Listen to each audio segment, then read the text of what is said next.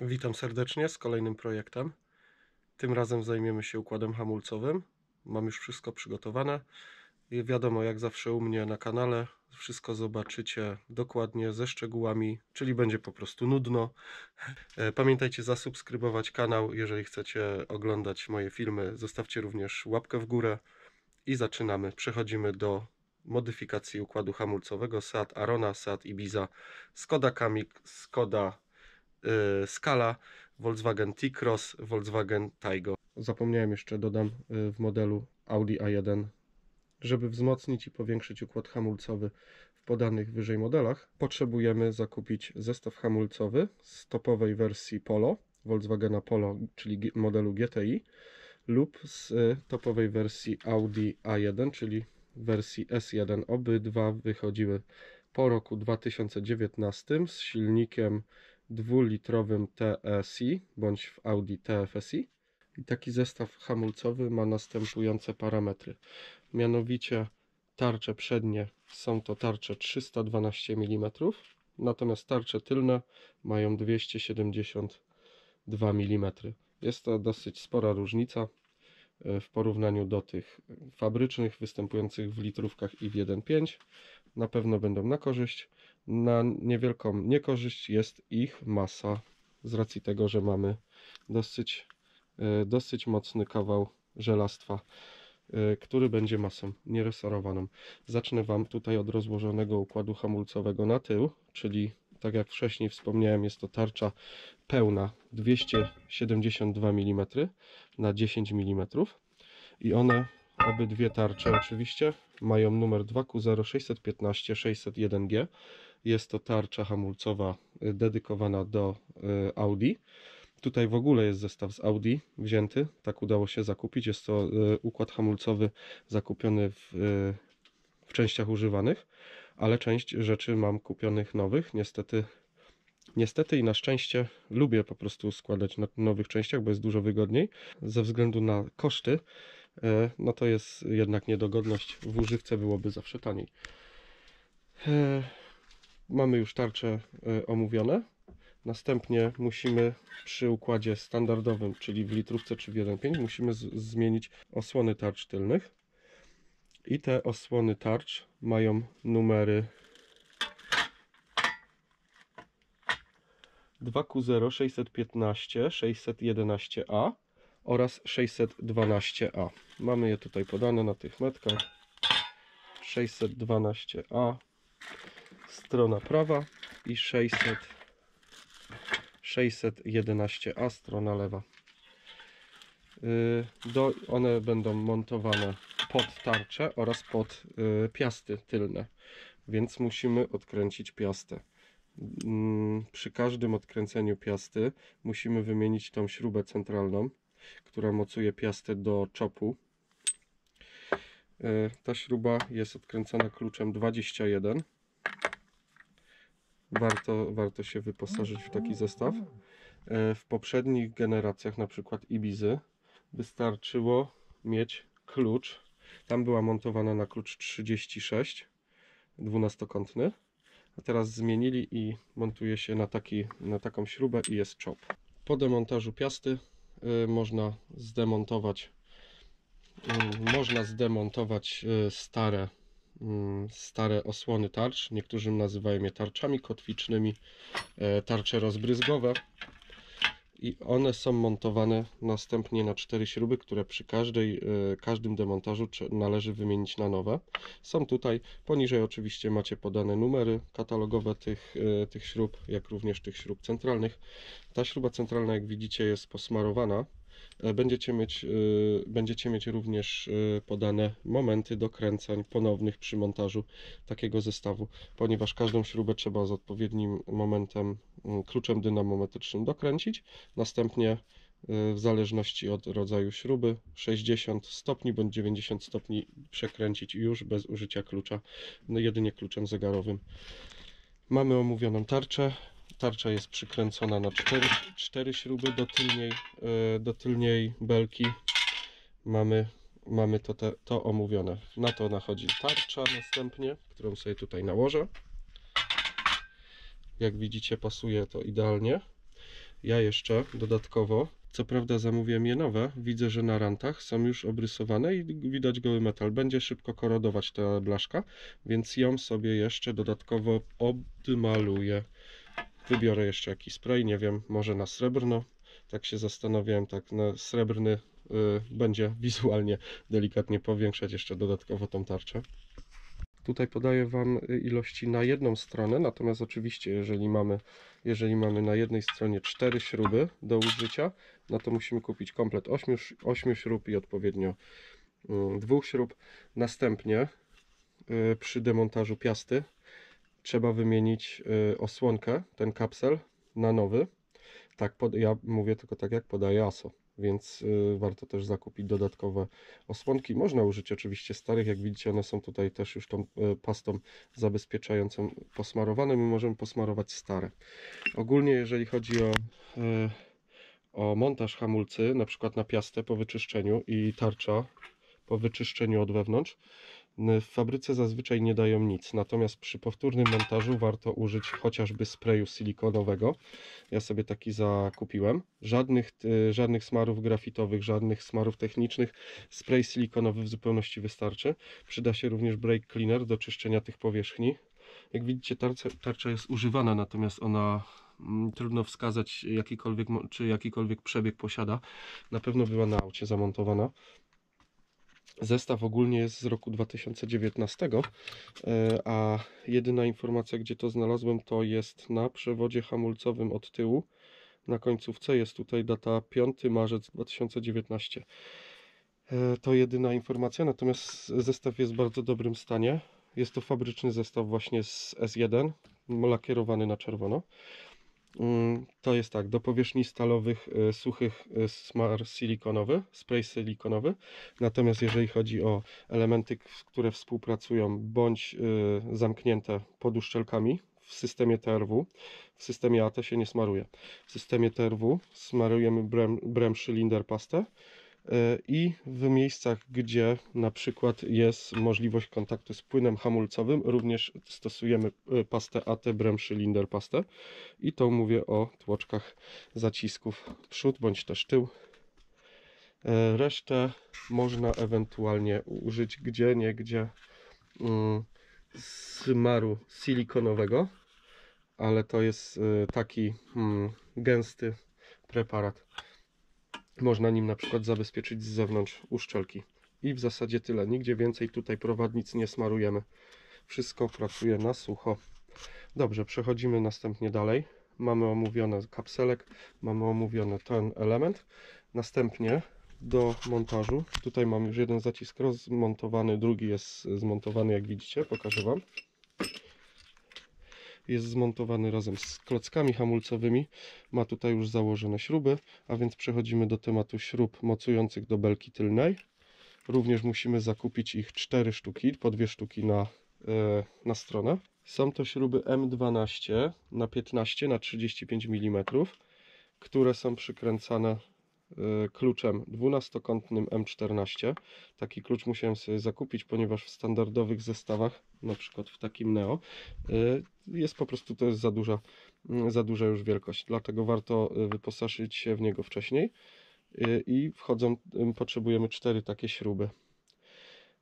Następnie potrzebujemy również śrubę zabezpieczającą do tarczy, bo będziemy wykręcać poprzednią. To jest ta śruba, również 4 sztuki na komplet wszystkich kół. Tak? Tutaj ten zacisk już sobie rozmontowałem. Jarzma tylnie, lewe i prawe tylnie jarzmo.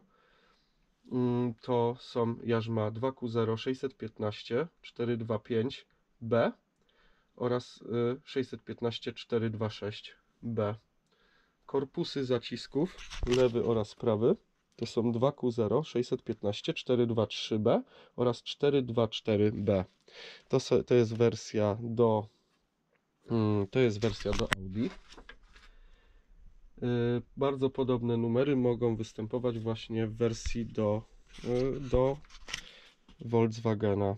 Tak więc potrzebujemy również tą śrubę do zabezpieczenia tarczy, do mocowania tarczy. Następnie pokażę Wam tutaj jest posmarowane wewnątrz, tak jak mówiłem, pastą Bremszylinder. Mamy tutaj śruby mocujące zacisk hamulcowy do jarzma. One również są smarowane. I teraz tak, tutaj pasuje klucz 13. Natomiast żeby złapać kontrę i żeby nam się nie obracało, tutaj używamy klucza 17. Przytrzymujemy sobie kontrę i uwalniamy zacisk hamulcowy. W zasadzie jeżeli chodzi o zwrotnicę, to mamy wszystko. Możemy teraz przejść do klocków hamulcowych. Klocki hamulcowe, zestaw taki, to jest oryginalny zestaw, na nim nie ma podanego pełnego numeru. Oznaczyłem sobie tylko, która jest wewnętrzna i zewnętrzna strona, bo musimy montować w prawidłową stronę, bo jest jest strona atakująca i jeżeli był używany, to żeby równomiernie zużywało tarczę, musimy zamontować prawidłowo. Są to klocki 2Q0 698 415D w tym wypadku. Koszt to jest około 500 zł, no ale wiadomo, można później wybierać na przykład wśród jakichś zamienników. Tu akurat na oryginał na pierwszy montaż idzie z firmy Ferodo. Zaciski, tak jak mówiłem, chodzą na sucho, jedynie co przetrzeć papierkiem ściernym. Przejdźmy teraz do samego zacisku. Odkładamy jarzmo. W zacisku mamy następujące wyjścia. To są właśnie na te śruby do mocowania do jarzma. Mamy również odpowietrznik. Odpowietrznik odkręcamy kluczem nasadowym 11. Warto też przed odkręceniem go lekko ostukać. Nie wiemy, w jakim stanie mamy. Zakupimy te zaciski hamulcowe. Tutaj akurat stan jest bardzo fajny. Tak jak mówiłem, tu nie ma za wiele filozofii. Płyn jest wypuszczony. Mamy tutaj standardowy zacisk hamulca ręcznego. I tutaj zacisk pracuje też przez wypychanie, jak widzicie.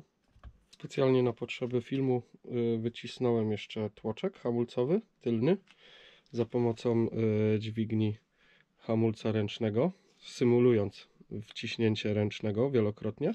Wyszedł na zewnątrz. Zestaw do wyciskania tłoczków hamulcowych. Jest to zestaw uniwersalny, koszt około 50-60 zł, ale bardzo przydatny. I dobieramy sobie tutaj sposób osadzenia. Akurat na tym zacisku są dwie takie dziurki. Wkładamy sobie ten element w to miejsce, jak widzicie, i kręcimy. Tłoczek jednocześnie jest, jeżeli to jest tłoczek wpychany, no to jest wpychany, jeżeli to jest tłoczek wkręcany, również dodatkowo go wkręcamy. I można w ten sposób, wyciskając, sprawdzić, czy zacisk, czy tłoczek hamulcowy stoi, czy ma swobodę ruchu. Bo jeżeli stoi, jeżeli chodzi o tylnie hamulce, możemy mieć później kłopot z jego prawidłowym działaniem. Ja sobie, tak jak widzicie, wycisnąłem, sprawdziłem, można sobie przesmarować tą gumę, zobaczyć, czy jest szczelna, niepozrywana, a później można wcisnąć. Bardzo przydatny zestaw, na przykład jak będziecie demontować klocki hamulcowe już dosyć zużyte, żeby cofnąć maksymalnie tłoczek. Jak widzicie, tłoczek jest elegancko wkręcony do samego końca. Jeszcze zwrócę uwagę na taki detal. Lewy gwint, prawy gwint. Niektóre zaciski, to zależy też, może być tak, że obydwa zaciski kręcą się w przeciwnych stronach, czyli prawy i lewy mają w inną stronę zakręca i odkręca się tłoczek. Trzeba na to zwrócić uwagę i zwracajcie, bo można, jeżeli nie będzie chciał iść w jedną stronę, to musicie użyć drugiego klucza i kręcić w przeciwną. W zasadzie mamy omówiony cały układ hamulcowy z tyłu. Jeżeli o czymś zapomniałem, to napiszcie w komentarzach i przejdziemy do opisania przedniego zestawu hamulcowego. No dobra, to przechodzimy do drugiego etapu, czyli przodu. Przód w zasadzie najważniejszy, to on głównie hamuje u nas w aucie, dlatego też warto, żeby był słusznych rozmiarów. I tutaj już nie jest najgorzej, jest, można powiedzieć, średnio. Nie, jest dobrze, jest dobrze. 312 mm średnica tarczy, 25 mm tej tarczy grubość. Tarcza oczywiście w przód już wentylowana. Tu jest jeden tłoczek, jest dosyć słusznych rozmiarów, on daje nam tą siłę hamowania. Jest to też system TRW, czyli nie tak jak w AT, tutaj te prowadnice chodzące pod uszczelkami smarujemy normalnie Brem Cylinder pastę. Tutaj główna kwota wychodzi tego zestawu hamulcowego, a mianowicie zwrotnice. Zwrotnicę musimy niestety zmienić. W litrówkach i w 1.5 zwrotnica nie posiada tych dwóch otworów, ponieważ ma zintegrowane jarzmo. Dla tych, którzy nie wiedzieliby, co to jest to jarzmo, to jest dokładnie ten element, do którego przykręcany jest zacisk hamulcowy i to jarzmo tutaj jest odkręcane w tym celu, żeby je mocować właśnie do zwrotnicy. Musimy zmienić zwrotnicę, ponieważ tamte mają zintegrowane jarzmo, czyli jarzmo jest na stałe przymocowane do zwrotnicy. Tak więc zakup dwóch zwrotnic. Z biegiem lat zmienił się ich numer. Można zakupić zwrotnicę z numerem 250, końcówka, tu będziecie mieć podany, z numerem 255 i 256L. I to były do roku modelowego bodajże 2020-2021. Natomiast teraz są oferowane zwrotnice o numerze 2Q0 407 255 AE oraz 256 AE. Różnią się tym, że jest prawa i lewa. Oczywiście jest to goła, żeliwna zwrotnica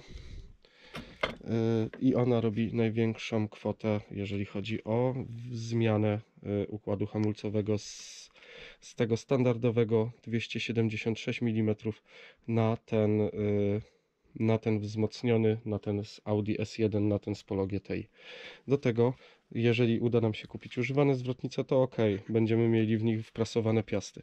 Natomiast my musimy zakupić dodatkowo piasty. Całe szczęście przychodzi nam tutaj już zamiennik z pomocą i to są piasty fagowskie, dosyć dobre, słowackie.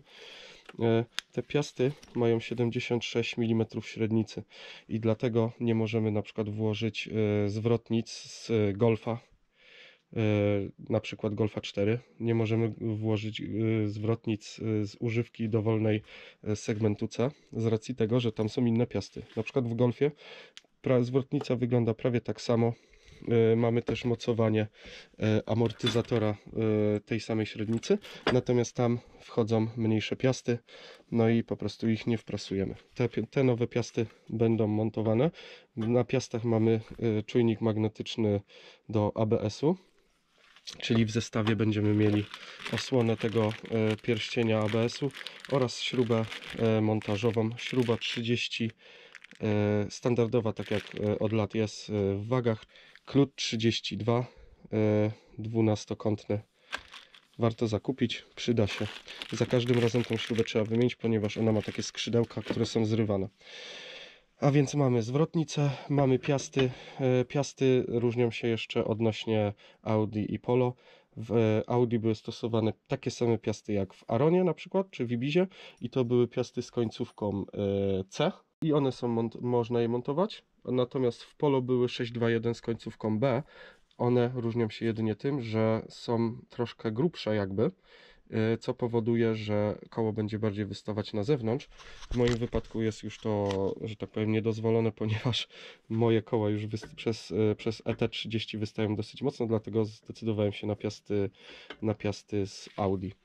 Do tych piast oczywiście musimy dokupić dodatkową śrubkę do mocowania tarczy hamulcowej. I przechodzimy już właśnie dokładnie do tych tarcz. Tarcze hamulcowe 312, tutaj również w używce, ale żadnego rantu nie ma. I tarcze 312 to są tarcze 2Q0 615 301J. Zakupujemy takie dokładnie oto tarcze oraz zestaw klocków hamulcowych, też już słusznej wielkości zresztą. Tak jak widzicie, tu jest na pierwszy montaż Ferodo, Również też trzeba zwrócić uwagę, która tarcza, który klocek jest wewnętrzny. Zazwyczaj na wewnętrznym klocku jest strzałka oraz jest pokazane, w którą stronę obracać ma się tarcza, jadąc w kierunku naprzód. Tutaj jest nieczytelny do końca numer, ale numer klocków podaję Wam poniżej. Następnie do tego zestawu potrzebujemy śruby mocujące nową tarczę osłonową, tarczę rozbryzgową, tarczę kotwiczną. Wszystkie nazwy już wymieniłem. Oczywiście są te tarcze są dwie i to jest 2Q0 615 311B oraz 312B. Również są inne. Teoretycznie można by zostawić i przełożyć tarcze z tamte, natomiast te są dopasowane wielkością, gabarytem do 312.